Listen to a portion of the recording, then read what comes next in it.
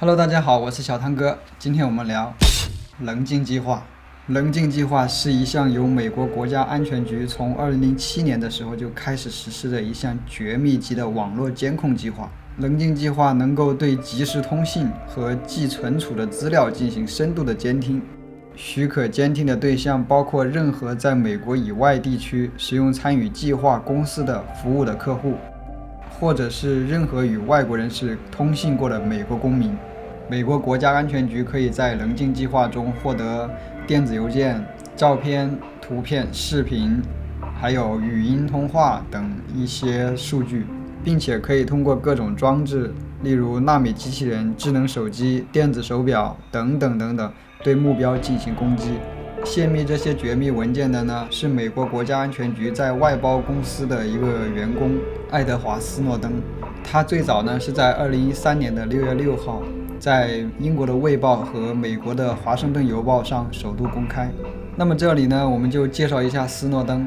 斯诺登在2004年的时候呢，加入了美国的陆军，但是他在一次的训练之中呢，摔断了双腿，后面就退役了。退役之后，他在国家安全局找了一份工作，是在马里兰大学的一个秘密设施担任保安员。后面他又转到了中情局，担任资讯科技的保安。2007年的时候， CIA 将他派到了瑞士的日内瓦，负责维持计算机网络安全，并且给予他外交身份的保护。那么在2009年的时候呢，他离开了中情局，为戴尔计算机公司工作，之后又为博思公司在国安局工作了4年。在他做好了披露机密的准备之后呢，他就向国安局请假。在2013年5月20号的时候，他离开了夏威夷，来到了香港。其实当他离开美国的时候，他在博思公司工作了还不到3个月，职务呢是在夏威夷的一处国家安全局的设施内担任系统管理员，他的年薪呢有20万美金。在他爆料之后，他就躲在了酒店里面不敢出门。他在酒店待了3个星期，而且他说已经支付不起酒店的费用了。在香港酒店的时候，他担心被窥探，每次用电脑呢，他都是用一个红色的布袋子把自己的头部和电脑全部都罩起来，而且用枕头堵住门缝，甚至酒店的火灾警报响了之后，他也不敢跑出去，因为他怕这是抓他的人制造的陷阱。棱镜计划的前身是小布什担任的时期，在911事件之后的恐怖分子的监听计划。在当时这个计划就遭到了广泛的批评，而且合法性没有经过外国情报监视法庭的批准。在奥巴马任内时期，国家安全局持续运作棱镜计划。棱镜计划在2013年6月3日首次被华盛顿邮报和卫报对外披露，2家媒体取得了与棱镜计划有关的绝密文档。根据这些文档的披露，有好几家巨头的科技公司都参与了棱镜计划，其中包括有微软、雅虎、谷歌、Facebook、YouTube、Skype、美国在线以及苹果公司。棱镜计划每年的花费大约在2000万美元。雅虎声明受到了美国国家安全局的威胁。2007年和2008年的时候，美国政府曾经威胁雅虎，如果雅虎不按照美国国家安全局棱镜计划的要求向其提交网络使用者的资料，那么他将受到政府每天25万美元对他的罚款。2014年9月12号的时候，雅虎官方也发表声明，证明了这一次的威胁是存在的。2013年6月6号，美国华盛顿邮报曝光了政府机密文件，显示出美国国家安全局和联邦调查局直接接入了微软、谷歌、苹果、Facebook、雅虎等9家网络巨头的中心服务器，可以实时跟踪用户的电子邮件、聊天记录、视频、音频、文件、照片等等信息，全面监控特定目标及其联系人的一举一动。6月7号，在加州圣何塞视察的美国总统奥巴马也做出了回应，公开承认了这次计划。他说这次计划不是针对美国人的，而且目的是在于反恐和保障美国人的安全。6月24号，斯诺登正式向拉丁美洲国家厄瓜多尔寻求庇护。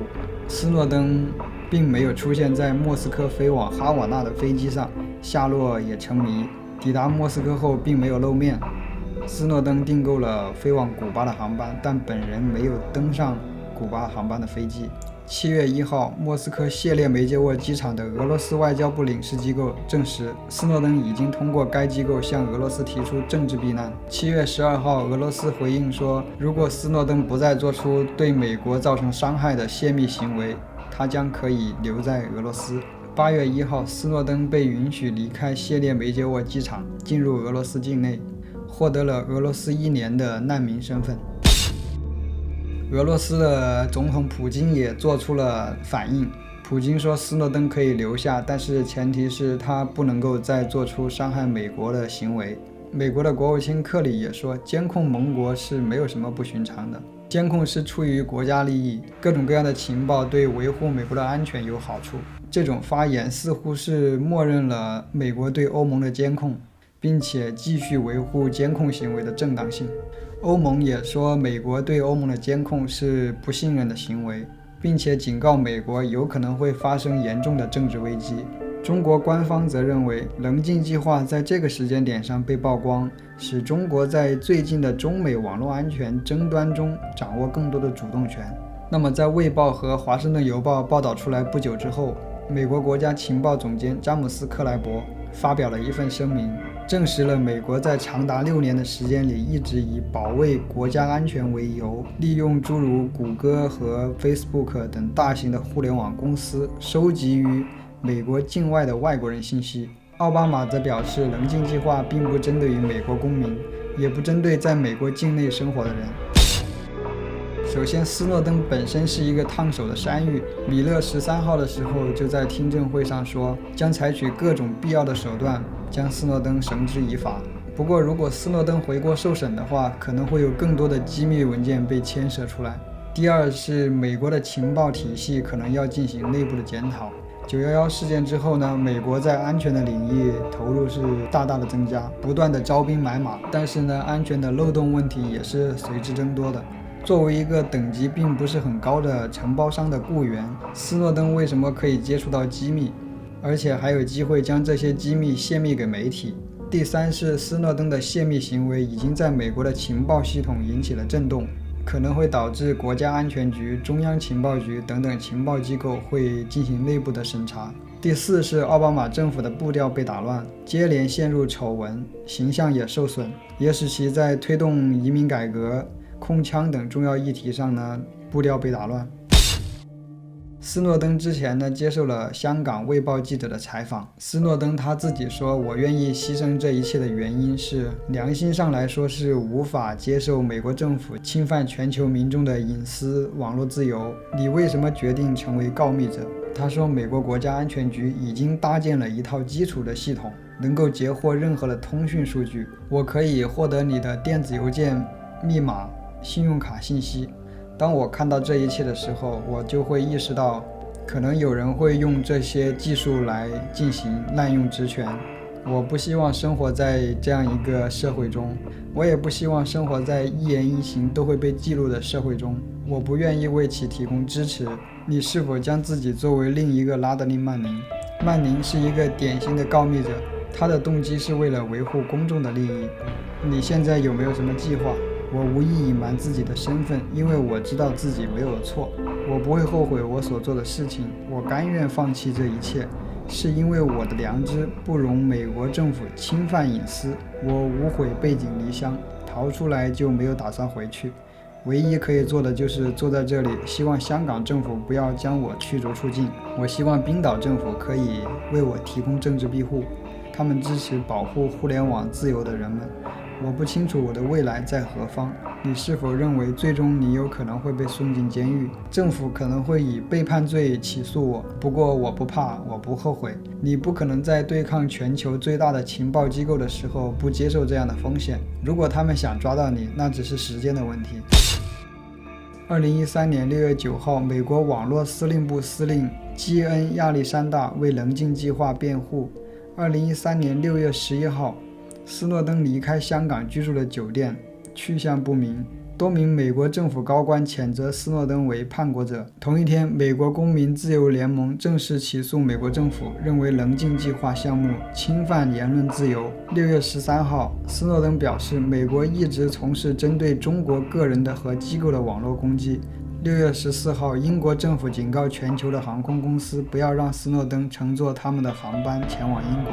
6月15号，香港特区行政长官梁振英表示，对斯诺登事件上面将按照香港的法律和既定的程序进行处理。6月16号，《卫报》再发斯诺登的文件，曝光英国情报机构曾经监听过2009年的 G20 峰会。6月23号，斯诺登离开香港前往莫斯科。24号，在飞机上并没有发现斯诺登。25号，斯诺登下落不明。7月1号，斯诺登向俄罗斯提交政治避难的申请。7月3号，斯诺登向21个国家提交避难申请，但是没有一个国家同意。7月10号，斯诺登向委内瑞拉提交避难申请。8月1号，斯诺登离开了莫斯科谢列梅捷沃机场，进入了俄罗斯境内，获得了1年的难民身份。8月25号，斯诺登获得诺贝尔奖提名。11月3号，德国拒绝了斯诺登的避难申请。其实说实话，我也不希望自己生活在一个被监控的世界，自己的一言一行都被别人看得到，这样就没有任何的隐私可言了。好，今天我们的内容就分享到这里。如果喜欢我的影片，请帮我订阅、按赞或转发，谢谢。我们下期再见。